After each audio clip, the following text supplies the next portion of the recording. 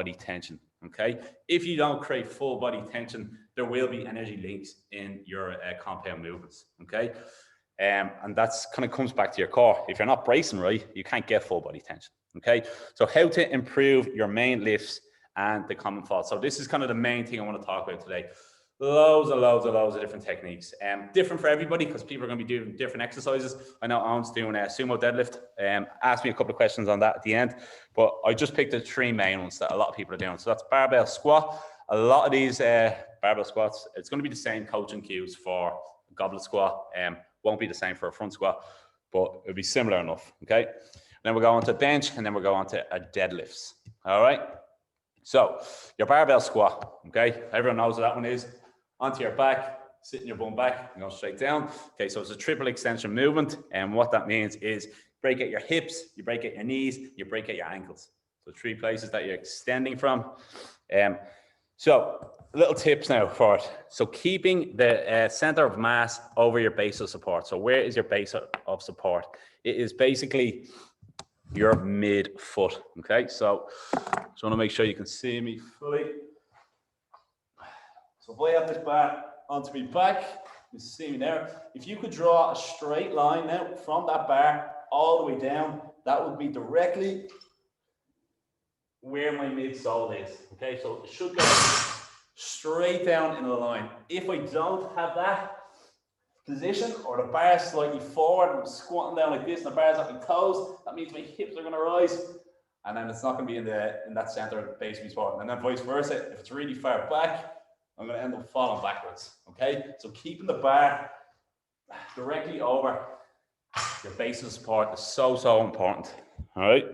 Second one, like I said, relating back to that, creating that full body tension is pulling the bar down and engaging your lats, engaging your erectors, all right? So if you don't do that, or you don't engage your lats, your erectors, that's another energy leak then. A lot of people think when they're doing legs or doing their deadlifts, doing their squats, is I'm just using my legs. You're not. Full body exercise, all right? So bar down. You see a lot of people, or a lot of powerlifters coming into the bar, so I'll go from behind. They actually pull my lats and pull this bar onto that little shelf that I made where my traps are, okay? I can feel my lats light up. Deep breath in, and then you squat, okay? Instead of going under the bar, shrugging up, placing it on your neck, and then squatting down and having a bad movement pattern, okay?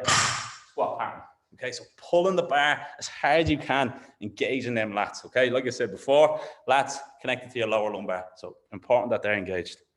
And then what we talked about last week, creating that external rotational torque, okay? So that tripod foot, okay? So just to go through that again, creating that high ankle bone.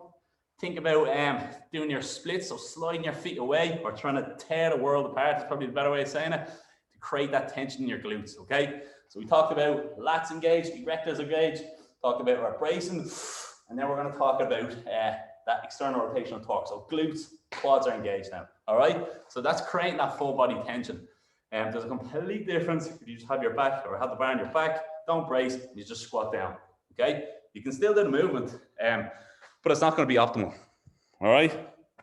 Bomb squatting. This is kind of one that I've seen a lot over the years. It's such a bad technique.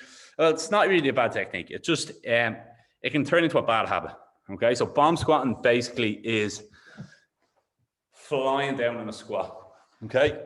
So think, best way to describe that is, imagine I had this bar on my back, and I was more of like a cartoon character, and I fell from something, the bar was landing here, okay? So it stays here, so I drop, the bar's coming.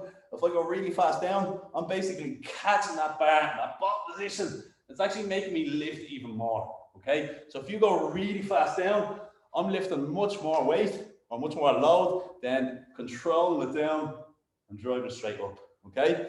So you're nearly catching that bar in that bottom position if you go down too fast. So basically, you're making the lift harder, all right? So really control down, and then the intent that you push into the ground needs to be explosive up, okay? Obviously now, if you're going heavier and heavier with it, that intent is going to be much slower. Your force is going to be much slower, all right? And then, last one. This is kind of this kind of goes a little bit different for everyone else. So ask yourself, do you need mobility before squatting? Most people do. There's a lot of people that don't, but most lads do, to be fair. Some women, obviously, a lot of kind of athletes get it, but then it's, what's the best way to describe this? How are you supposed to know if it's muscular, structural? That's kind of comes from us. That's comes from me, Larry, or Shani. But stretching before will make a big difference. So if you're really stiff going into the gym, you won't be able to get into a parallel squat. Or if you are really tight in your calves, you might have a bit of a butt wink, okay? Which we'll go into now in a minute. Structural change is basically our structural restrictions. That's basically, maybe your body isn't built to go that low, okay? It's hard for you to know that. That'd be more up to us, okay? So just focus on, ask yourself, do you actually need mobility before? Most people do. And then see how your body feels when you're actually squatting. Right, your common faults now, the butt wink and knee valgus. So butt wink, like I said, what a butt wink is basically when your hips or your pelvis goes into a posterior tilt, okay? So barbell on my back. I think I went through this on the video there the other day when I had a little bit of one when I wasn't videoing. So going down, down, down. I don't know if you see this now, but grounding that lower back. All right, you really don't want to load up your spine when you're going into flexion in your back. Okay, now where can that come from? Kind of going back to that last question, mobility. So really tight adductors, tight glutes, or even tight ankle or calves, the anchor mobility. Okay, so that's why I said video, because then you can see. And then what you can do when you see that, if you have a little bit of a butt wink, stretch, stretch, stretch, and see does it improve. If it doesn't, maybe it could be structural. Maybe you're not supposed to go that low. So maybe restrict your range of motion on it. And then the last one, your knee valgus. It's a bit of a biased one now. So knee valgus. So basically what knee valgus is squatting down, front view, going down to the bottom, and then driving up, your knees come in. Okay, so squatting down normal, that bottom position, knees come in. You don't want them in that position. Okay, so like we know, driving your knees out when you come up. Knee valgus. What was the thing I was going to say about it? Okay, yeah, women.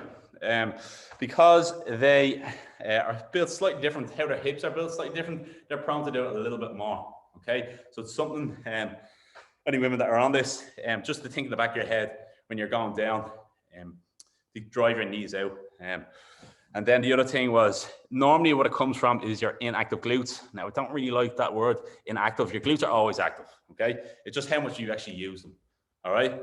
So there's ways around that. You can put a band around your knee. You can do R&T, so that's loop the band around your knee, drive your knees out. Or the main thing that I said earlier is that the external rotational torque, okay? So starting with your knees driven out, your glutes are on fire, then go down into the squat, okay? Nice and slow down. That will normally help it. And then obviously ankle mobility. So you can kind of see where the common faults are coming from. So tight ankle restrictions, inactive glutes, that's just coaching cue, and then ankle mobility. So a lot of mobility can actually fix some of the common faults. Obviously, some can be structural as well. All right, so that's your barbell squat. Now that's the one on your back, all right, not front squat.